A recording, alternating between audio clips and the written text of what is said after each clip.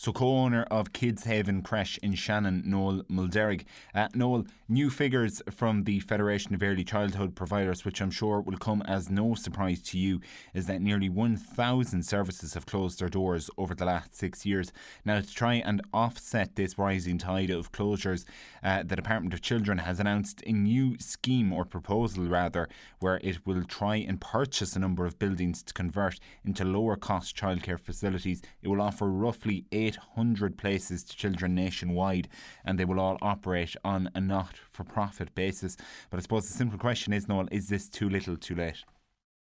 Well, the first thing I'll say, I'm surprised that the figure is so low as 1,000 closing, because from people I talk to in this business, and I talk to a lot of people, an awful lot of people are either out or getting out. So that's the first surprise. And the second thing I'll say is that this is another big idea from the government, that there has been zero consultation with the providers, the stakeholders, and it won't work. And it won't work for the obvious reason that for every creche that you put in that will have 100 odd children, you're probably going to need 20 staff.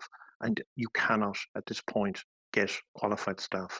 And that is the biggest impediment they have.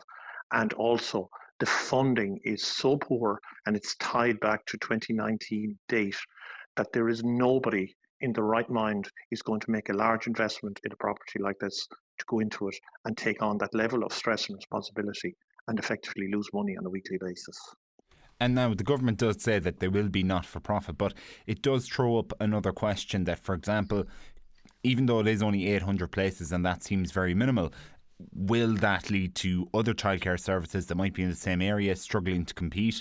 What's staff payment going to be like? Are the government institutions going to pay that bit more? Are they going to pay the same? It does throw up a few complications there. But you see, this is the whole nub of the problem. Nobody knows. And there was a huge announcement yesterday about this, or the day before.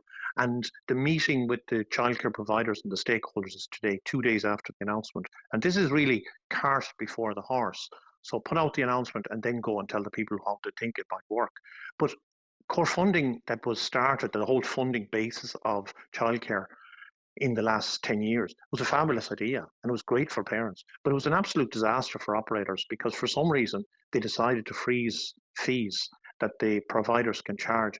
But nobody seems, in the official side, seems to understand that inflation is rampant since 2022, and that the costs have gone so high, and that the money is not, it's not, people are not making enough money to justify either staying in business or starting a new business. And people like us that are around a long, long time can afford to weather a certain level of attrition, because we have, we're here a long time and we've paid a lot of our, capital expenditure down.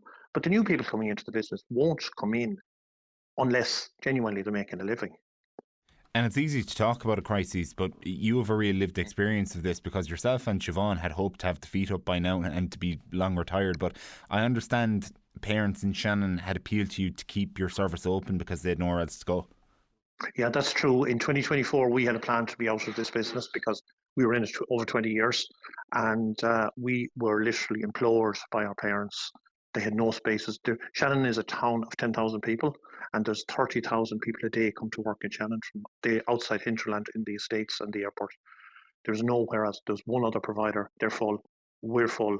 And we are operating with our hands behind our back. And the only reason we're still here today in 2026 is because the parents begged us to give them a chance to find alternatives, and nobody could find an alternative. So we're still here. Reluctantly, we're still here. And obviously, you do have your own interests to look after, but if the situation doesn't change, I'm sure you probably find it hard to stick to the original plan. What does the government have to do now so that you actually can retire and more childcare providers can come on stream? Well, the government has to engage with the providers before you do anything else. And there's two issues here. There's the big issue that's affecting every small business. The fact, the auto-enrollment in the pensions, the increases in wages. And I understand people need increases because of inflation and costs. The auto-enrollment is killing small business. And I talk to people that run pubs and run restaurants and run other businesses, and their bills have gone through the roof since January. And auto-enrollment was enforced on the employer to match the contribution of the person. Those things are killing us. But we cannot get staff to work for us. Not that we don't pay money. We have given pay rises. We've done everything we've been asked to do. But people don't want to do these jobs anymore because there's so many other jobs out there for them. They're the issues. And that the government, the only way we have a chance of surviving this is to set up an apprentice scheme, because nobody is going into childcare anymore, and the people that are coming out the other end cannot be replaced.